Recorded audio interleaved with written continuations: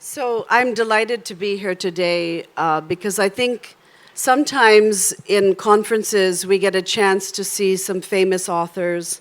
Sometimes we get a chance to see authors from different parts of the world. And in today's panel, we have the pleasure of being in a room, a very large room. Speaking of which, if anyone's at the back wants to come a little closer, please do so now. Being in a room with two wonderful thinkers, authors who've written recent books that look at different aspects of conflict. And to start the panel, I want to ask both of them to reflect a little bit about what is conflict and how you've written about it. You'll start as you wish. Is this on? Can Yeah. people hear me? Yeah. Okay. It seems so quiet. So, speaking of, I don't always write about historical conflict. The Night Diary is about partition, and it took me it was something I had wanted to write for a long time. My father was 9 when he had to leave his home for what is now Pakistan into over the new border into India. And I grew up in the States. My father eventually came to the States and married my mother. And my father is Indian and my mother is not. And so I grew up in a small town in Connecticut, and I wondered why I didn't hear about partition anywhere in school. Maybe there was a line about India's independence. And even when I was really young, I thought it was something that just happened to my father's family. So as I got older and started to ask more questions, I became more curious and really puzzled by and upset by everything that I would learn about partition. And so I didn't know I'd become a writer, but when I did, I really felt like it was important to shape a story around this time, because there's so much we can learn from it. And, my father's in his 80s, and so I feel like it's up to my generation to preserve these memories, even though they're difficult memories. We don't want to lose the lessons we can learn from this conflict. And so I'm a fiction writer, so that's the way I can kind of contribute to that preservation. So that's why I wanted to take this on. But I think also some of the interfaith themes I could kind of connect to, because being interfaith myself, even under very different circumstances, that was another thing that I had a lot of questions about. So that was my origin. Well, why conflict? For me, it was actually a case of not being complicit to the silence. Silence around issues that need very much speaking about.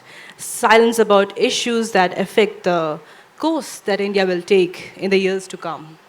So I wrote the book Mothering a Muslim because, yes, I became a mother, and that, initiated me to the journey of trying to understand what it takes to raise a Muslim child in today's world. At the same time, as a person who had never really worn my religion on my sleeve, I wanted to meet my counterparts and understand how are we peculiarly placed in today's world. With so much of spotlight on our religion, my child was born in 2000 February, which was, the first decisive elections in recent times. And the narrative, the kind of rhetoric in the air, had really become very disturbing. So I went on this journey. I spoke to like 200 mothers across 12 states in India. This is not my story.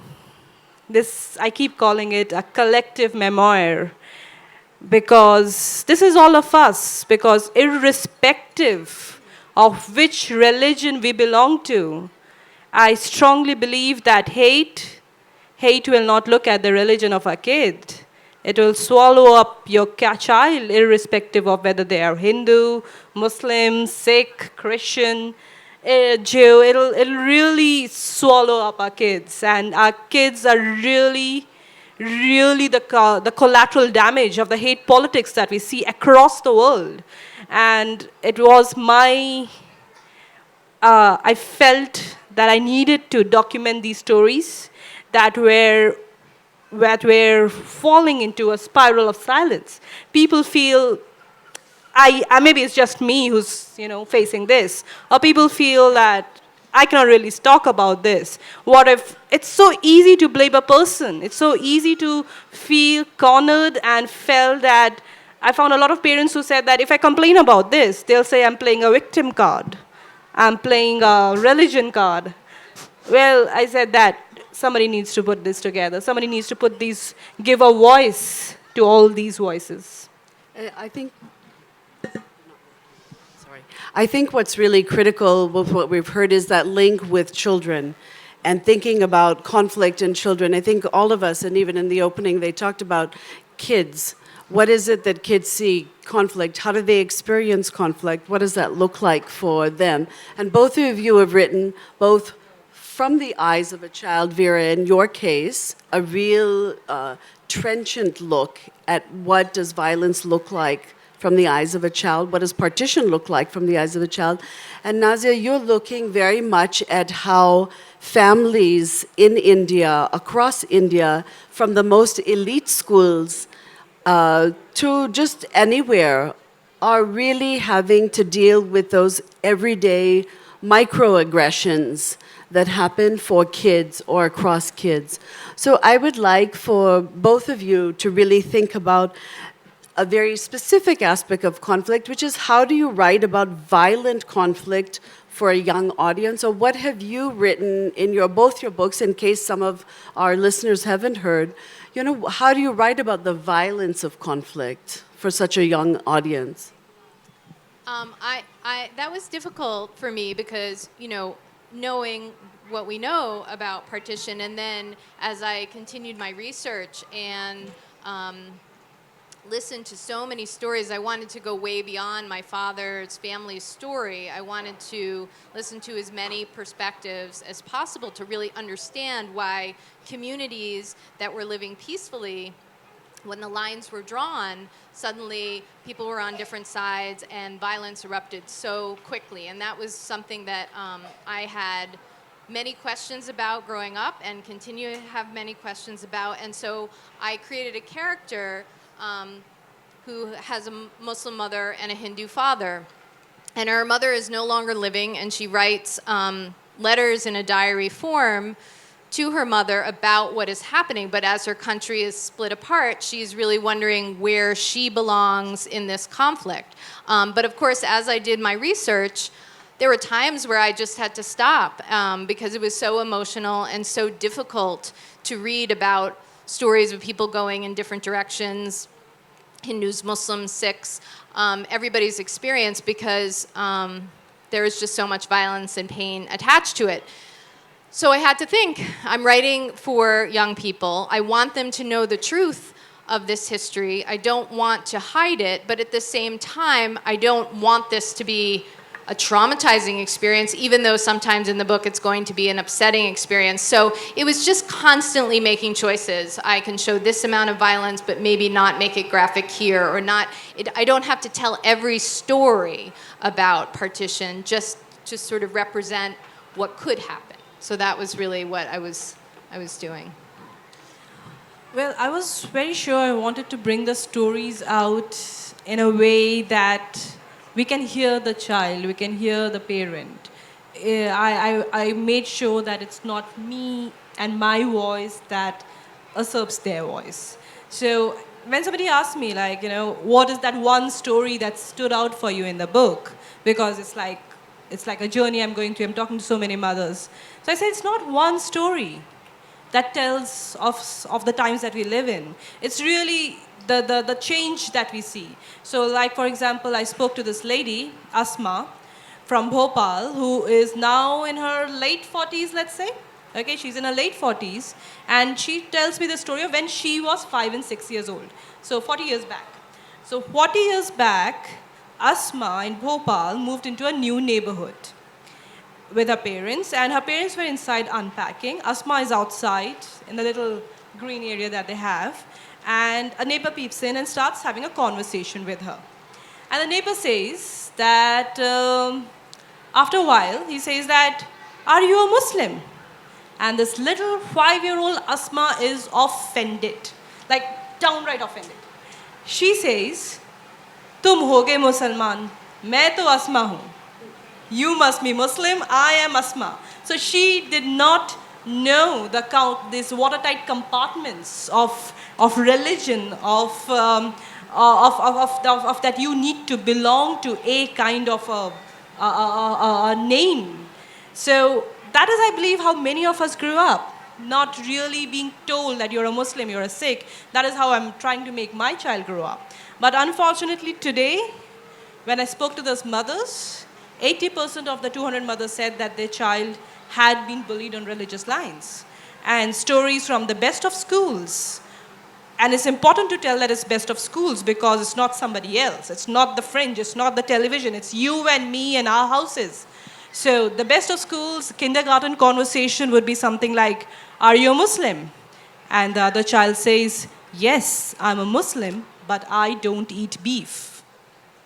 That tells us of the India and the conversations that we have starting to have here today. And these, these children are not to be blamed for the hate that they're channelizing. They're too young.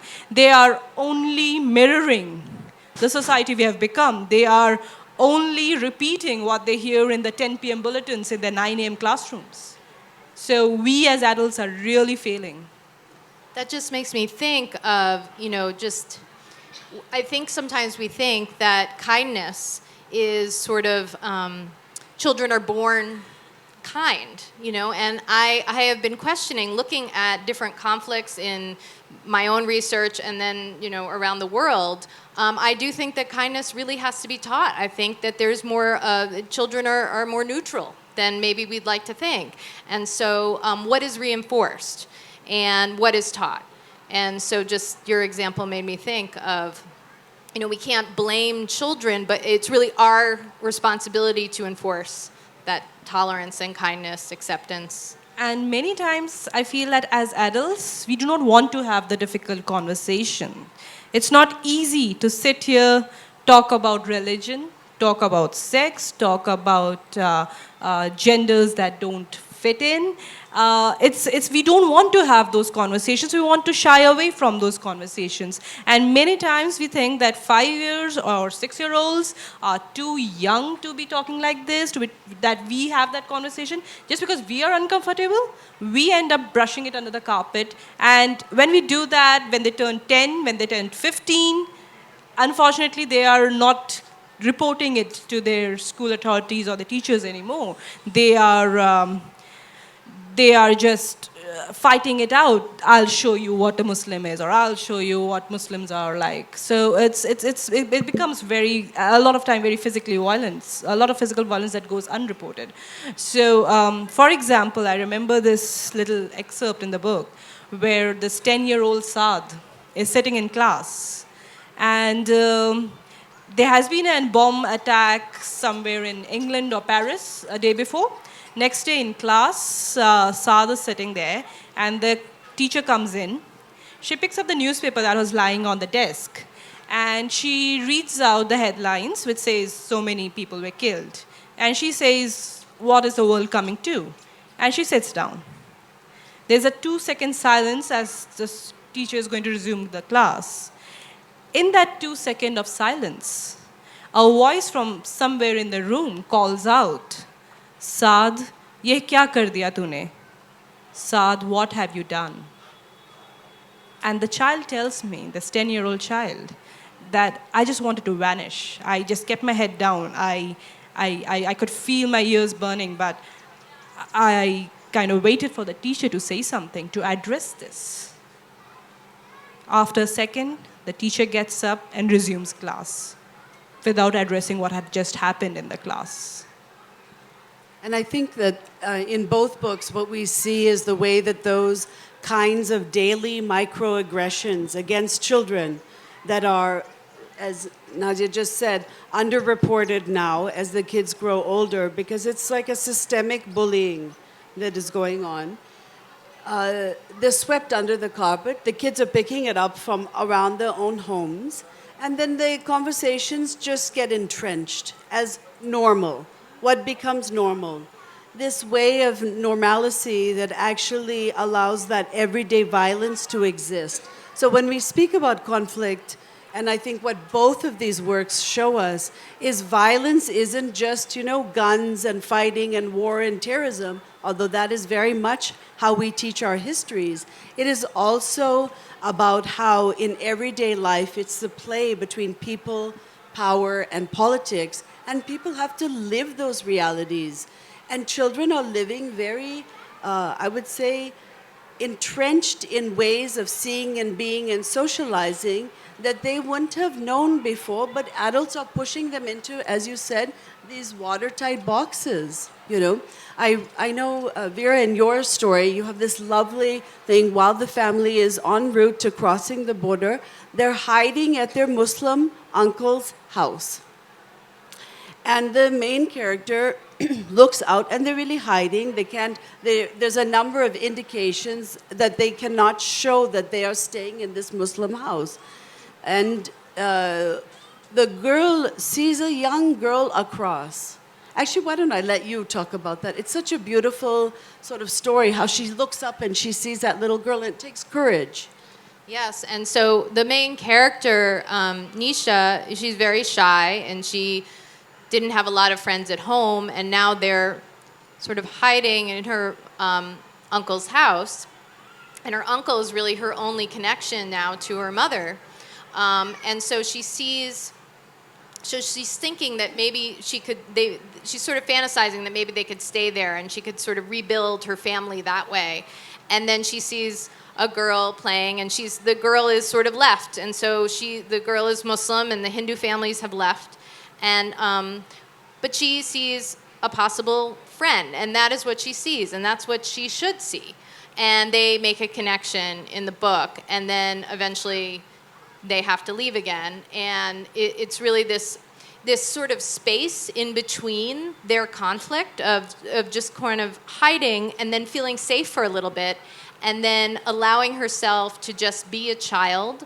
And they're not Hindu and they're not Muslim. They're two children who are lonely and want to play. And that was one thing I really wanted to try to understand, thinking about my father who left when he was 9, and just that child's perspective of there's all this political stuff going on around you, but what does it feel like? What does it feel like to be an ordinary family having to face this? And so I was trying to sort of talk about those kind of ordinary feelings. And I think, just a spoiler alert for those of you who haven't yet read this wonderful book, it's because of that just very initial burgeoning secret friendship between the two girls that the family suddenly has to leave because the father realizes that this has put their lives in danger.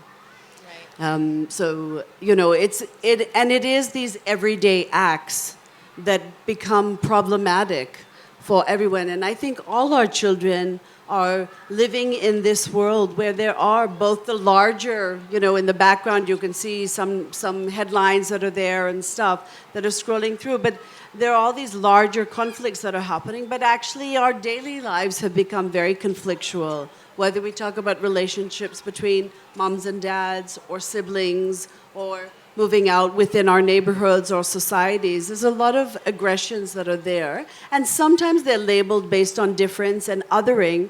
And sometimes they're just saying, that's like that person. But in the case of Nazia, when she's, a young boy is just in school and they said, oh, you're a terrorist because of something that happens in another country completely. And it's happening again and again, right? It's not a norm. It's become a norm. Well, bullying happens for so many reasons. It can happen for the color of your skin, for the way you speak, for in India for the caste you come from, for so many reasons, for your socioeconomic status. But when it comes to religion, it's just that in the last... See, I'm not saying that it's only now. it's important to say that it's always been there. These prejudices, these biases, it's just the way they have been let out now. The way it's okay to say you are a terrorist. The way it's okay to say go to Pakistan because it's done every day on your television news channels 24/7. And it's constant. It's very easy for that narrative, especially when it comes from politicians, from your leaders. It's very easy for that to seep into the society. It's something that gets ingrained in your daily conversation. In fact, people I know who are most well-meaning would use something like, "Oh, he's a Muslim. He'll have like 10 wives." So it's the fact that it's become a daily joke makes it so much more like let me give you an example. When we were studying, we grew up in Assam, and when I remember my brother in winters, he would tie his muffler around his face, and one day a friend said that, "Oh, you look like a terrorist. You look like Hamas," because Hamas was the leading militant outfit at that point of time. Generation today would not have even heard of it. So, but it was done with a hand on the shoulders, with a jest in the voice. Today, kids are called, do your parents make bombs at home? Would your father shoot me because he's from Taliban? And it's done to push the child into a corner. It's done with anger. It's done with vehemence. And all of this is coming from the air around us. And I would add to that, and we're sort of driving home this point around conflict, that conflict isn't something that we would just read about in the history books. Conflict is something that's made in the here and now in everyday life, is what we're hearing from both of these examples, one fictional, one non-fictional. And what I would love, in both of the works, there's silence, and I think both of these works work wonderfully to push us beyond the silence around conflict and othering in their own ways, and especially the Hindu-Muslim tensions. But what I want to do, I'm also a very hopeful person. I think we all have to be, anyone who's a writer is an optimist at heart and wants to see change. But I think also anyone who is an educator is also an optimist at heart. And in fact, if you're a parent, you must have to be a default optimist, otherwise you wouldn't have had those 2 kids or 3 kids or however many. So what I want to leave us with is thinking about conflict in a way that talks about what can we do as parents, as educators, as writers, sort of together. And that's really a question for both of you, but it's also a question for the audience as a whole to chime in and think through what does that look like? What are activities in which students can do things in the classroom? Violence only occurs when people fail to understand and empathize with other people's needs. Last year, KDD and I did a whole presentation on empathy in literature. So I want to move us in that other direction, lest it all just be very depressing over here. So I leave it to both of you to think about ways, what can be done? Aside from really read both their books, pick them up, they're fabulous. Make your kids read them because everyone should know this is happening. But aside from that, how would you go forward with this? Well, I think it's good to read many stories about a certain subject. So I wouldn't want, I have my perspective on partition, the way I chose to portray it, the research that I did. And I just hope that, we just see more and more people contributing to literature for young people about different historical events, particularly partition, to kind of understand it from different perspectives and different angles. And then you only have more empathy of what so many people are going through. When I was researching and listening to so many stories of people going into Pakistan and leaving Pakistan, one thing that struck me is how similar the stories were, and the feelings of loss, confusion, fear, anger were almost identical, even though there were a lot of different specifics in the ways these things happen. But that commonality is what really brings us together, that we're all vulnerable. And so we all have that kind of responsibility.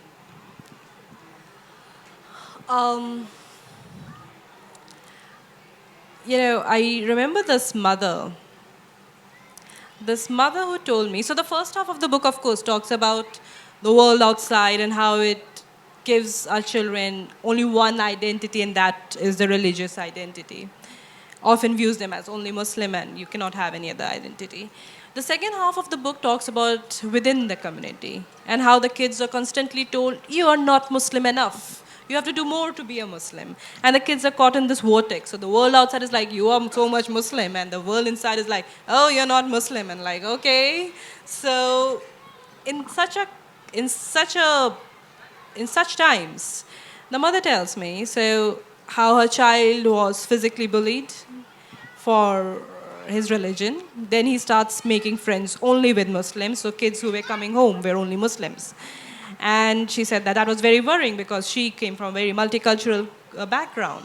And then she says the child starts playing Xbox games, violent Xbox games. Then she says the child started being on WhatsApp once he was old enough. And she said that he would get those videos of lynching or videos of ISIS beheading somebody. So, all kinds of information is reaching the child. And as a mother or as a parent or as a teacher, as an educator, you cannot gatekeep anymore. The children will have this variety of information that's coming to them. And it's very disturbing in today's time because if you look at the gray zone, if you look at the things that are going wrong, a lot of that is usually done not by people who are studying at madrasas, but people who are extremely educated. Having said that, my nana, my grandfather, who was very stereotypically Muslim looking with, the kurta pajama and everything, I've dedicated the book to him. But he's a man of the 70s, and the ideas of the 70s reached out to him. In today's time, we really don't know what ideas are reaching our kid. Having said that, I think there is hope if we can have those conversations with our children without shying away from them.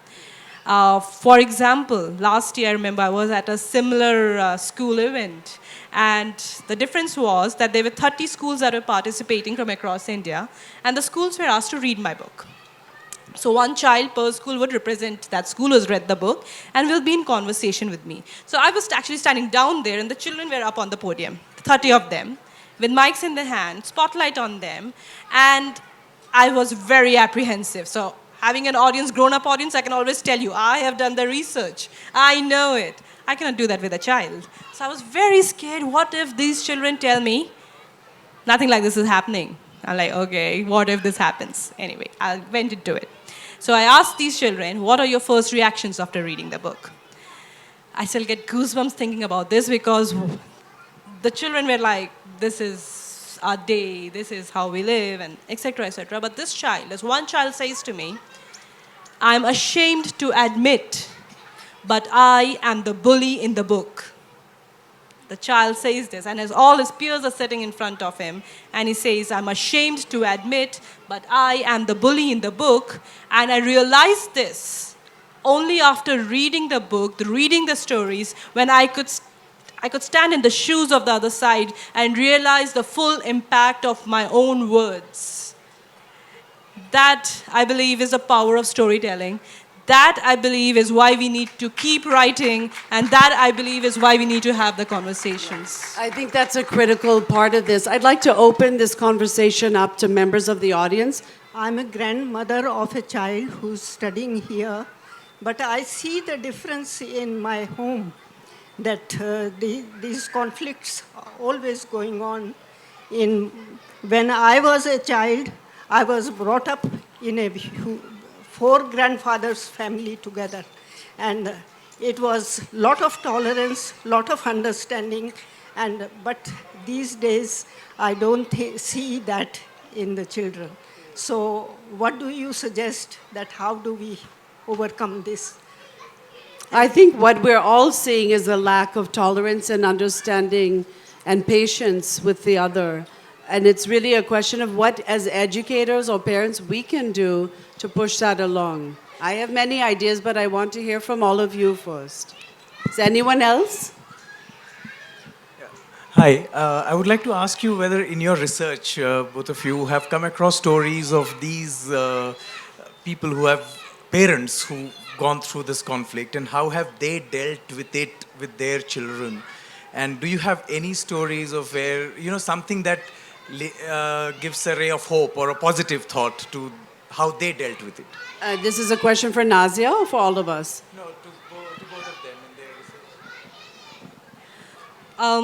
I remember this parent. So she tells me, so she works in advertising in Gurgaon, one of the best advertising agencies. And she tells me that she was in this WhatsApp group of this classroom where all the mothers would be there. And her first name does not really, necessarily mean that she's Muslim. It's not a very religiously significant name. So in that space, nobody really thought of her as a Muslim. But her surname is Khan, which was never shared. So once on the WhatsApp group, they started collating the email IDs so that they had to send something or whatever reason. And in that email ID was khan@gmail.com. And within 2 days, her child was said, "Oh, you're a Muslim. Are you from Pakistan?" She said that it was very obvious to me that my child had been studying there for years and it has never happened. And the moment I share my surname, it did. So then the mother's, what she does is, I was like, "What did you do then?" She said, "I invited that family over for lunch. And they came, and they sounded they were very sweet. And we just broke bread together, and things have been better." So I learned a lesson there. So what I did was 3 years back, put out a Facebook post saying, if you have never been to an iftar during Ramzan, I'll invite you. I thought 2-3 people will say yes, I'll invite them. I had 90 comments last I checked, and I live in a flat. Well, I got myself into trouble there. But then these wonderful women that I had spoken to and had become friends with me on Facebook, and their friends were friends with me on Facebook. Somebody wrote, I live in a bungalow, I can accommodate 100. I said, I have a venue. Somebody said, I'll bring the biryani. Somebody said, I'll bring the chole, I'll bring the samosa. We had a grand feast within a week. We had a house full of strangers, people who had never been to an iftar or a Muslim's house. And I remember this conversation, the beginning, everybody was like sitting up straight, not sure where they were. And then somebody said, it's good to be in Muslim's house and I can see there are no swords on the walls. And everybody started laughing. And I think after that, by the end of the day, there were so many questions. What can we wear? What can we eat? Oh, there's vegetarian food. Oh, there is, you women are so articulate. Muslim women can be like this. Oh, you're not wearing a burqa, you're not wearing a hijab. There were all shades of Muslim women there. There was a hijabi, there was a pilot, there was a journalist, there was an entrepreneur. So these 10 women who had helped me put it together. And it was the most beautiful evening of my life. Stereotypes were breaking left, right, and center. People were laughing. By the end of the day, people were hugging. And we have been having this group of interfaith activities ever since. I think it's a beautiful way for children to grow up in, that you celebrate Tej, you celebrate Diwali, Holi, Christmas, everything. Eating together will save the world. And it's become, and it was a women-led initiative. And it's become a kind of a movement across India where different cities, women open their houses, invite strangers in, and let's have a meal together, talk about busting the stereotypes, and our kids will grow up together probably without any conflict. I think the biggest thing for educators and parents is to think about small acts. And this is an example of a small act. How do you invite in difference into your home? How do you invite in conversations about difference in your home? How do you yourself reflect on difference and how you speak about it? Very critical, because those little ears, and as they grow up to be bigger ears, are always listening to these things.